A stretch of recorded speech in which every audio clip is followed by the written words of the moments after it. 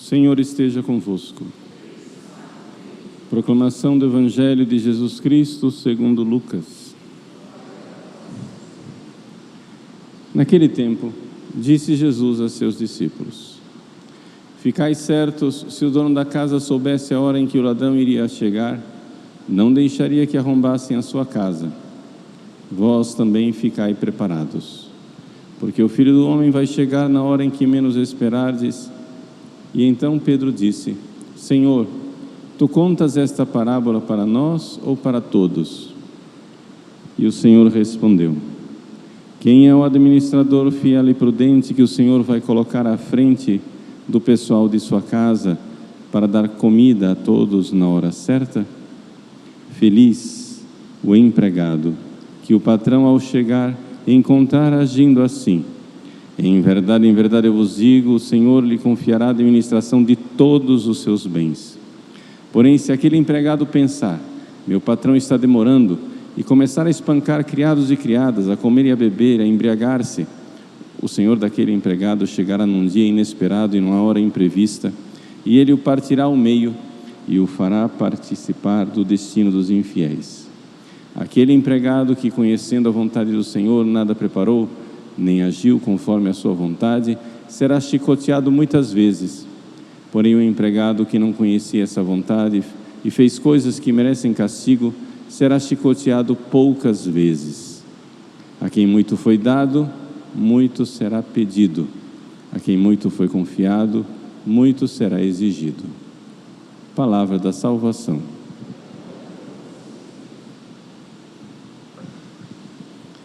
Meus queridos irmãos e irmãs, celebramos a memória de Santo Antônio de Santana Galvão. O Frei Galvão é o primeiro santo canonizado nascido no Brasil. Para dizer nascido no Brasil, é necessário uma nota de rodapé. O Brasil ainda não era Brasil, ou seja, o Brasil era Portugal nessa época. O Frei Galvão nasceu em Guaratinguetá, pertinho de onde, pouquíssimos anos, havia sido encontrada milagrosamente uma imagem de Nossa Senhora da Conceição, que recebeu o apelido de Aparecida. Nossa Senhora da Conceição, que apareceu milagrosamente numa pesca, lá naquele município de Guaratinguetá, onde o Frei Galvão nasceu. Ele então quis se dedicar à vida religiosa, entrou para os franciscanos e tornou-se desde cedo um grande propagador da devoção à Imaculada Conceição. Para nós isso parece uma coisa óbvia, naquela época não era óbvio assim. Ainda faltavam 100 anos para que fosse definido o dogma da Imaculada Conceição.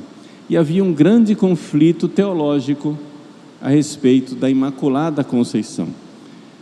Os teólogos franciscanos, Frei Galvão franciscano, juntamente com os espanhóis, os portugueses, todos faziam uma grande defesa do dogma da Imaculada Conceição. Enquanto, por outro lado, os dominicanos tinham um problema teológico que eles não conseguiam resolver. A gente pensa assim: nossa, os dominicanos não defendiam a Imaculada Conceição, que impiedade. Não, nada disso. É que havia ali um problema teológico. E qual era o problema teológico? Se Nossa Senhora foi concebida sem pecado, como é que a gente pode dizer que Jesus é o Redentor dela? Como é que Jesus salvou Maria? Se ela não tinha pecado, ela não precisava de salvação. Se ela não precisava de salvação, Jesus não é o Salvador dela. Se Jesus não é o Salvador dela, desastre, heresia, tragédia. E então, como é que se explica isso? Os franciscanos tinham um teólogo chamado Duns Scoto, que explicou como é que isso aconteceu. Deus pode salvar de duas maneiras. Deus pode salvar, uma vez que a pessoa caiu no pecado, tirando do pecado, e é assim que Ele nos salvou. E era dessa maneira que os dominicanos pensavam.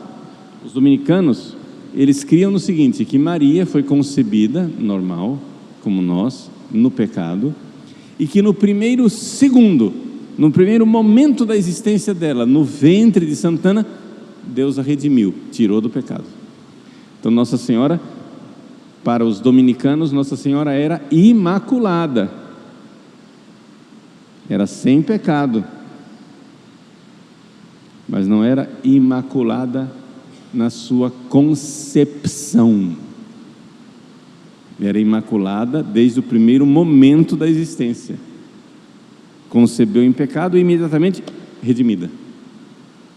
Não sei se notaram a diferença. O problema aqui é um problema de microsegundos, não é? Todos diziam que Maria era santíssima e imaculada desde o ventre de Santana, mas os franciscanos diziam desde a concepção. A palavra conceição quer dizer isso. Então a primeira forma de Deus redimir uma pessoa é que a pessoa, por uma fração de segundo, esteve no pecado e Deus a redimiu. Mas Duns Scoto disse, existe uma forma mais sublime de redimir. Assim como os médicos são mais, digamos assim, eficazes quando evitam que o doente caia na doença. Um médico é bom quando ele tira a pessoa da doença, mas se ele evita que a pessoa sequer caia na doença, ele é melhor ainda. Assim Deus é o supremo e perfeito médico que pode fazer, e foi isso que Ele fez com a Virgem Maria, fazer com que ela sequer caia no pecado. Então, Deus, que é eterno e tudo vê, olhando para os méritos de Cristo na cruz, veja só, Maria não existia ainda. Se Maria não existia, Jesus, evidente, Deus não tinha se encarnado. Mas Deus, olhando lá para frente, na cruz, no Calvário, olhando os méritos salvadores de Cristo, salvou Maria no ventre de Santana. Vejam que realidade mais extraordinária de bondade. Tendo em vista os méritos do Salvador, que viria através dela, Deus então, desde o primeiro instante de sua concepção, preservou, essa é a palavra, a Virgem Maria do pecado. Fez com que ela jamais tivesse contato com o pecado. Ela é a Virgem intacta. Satanás nunca pôs as suas garras nojentas nela.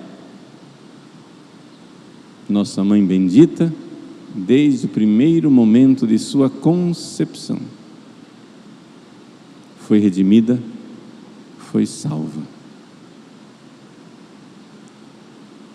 E assim, era isso que criam os franciscanos, e as coroas da Espanha e de Portugal se dedicaram à defesa desta doutrina. Por isso, na Universidade de Coimbra,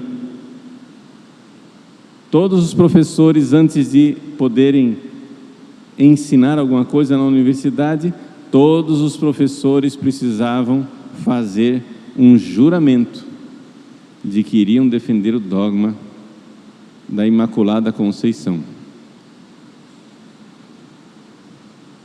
Isso quer dizer que na Universidade de Coimbra os dominicanos tinham uma vida difícil,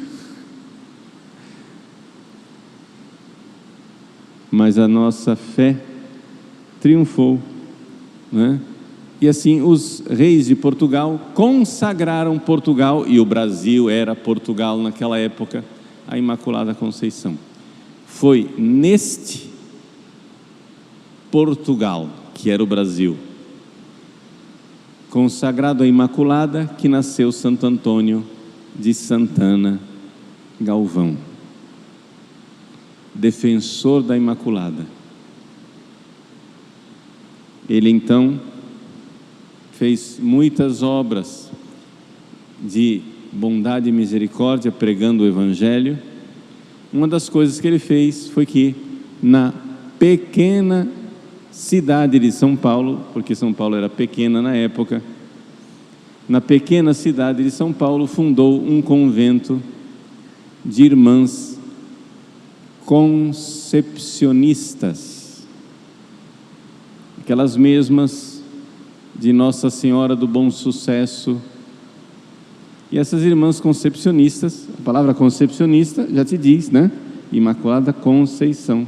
Elas eram ligadas aos franciscanos, não eram franciscanas, mas eram concepcionistas.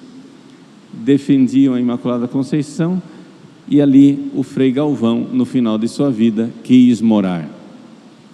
Tal era a importância do Frei Galvão para a conversão e a evangelização da cidade de São Paulo, que quando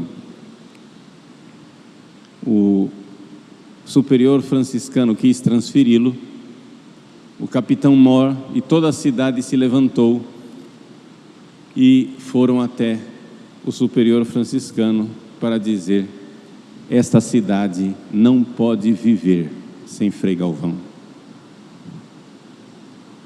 E assim o Frei Galvão viveu seus dias propagando a devoção à Imaculada Conceição através das famosas pílulas do Frei Galvão, pequenos pedacinhos de papel que traziam escrito o dogma da Imaculada e que produziram e realizaram tantos milagres na história do nosso país.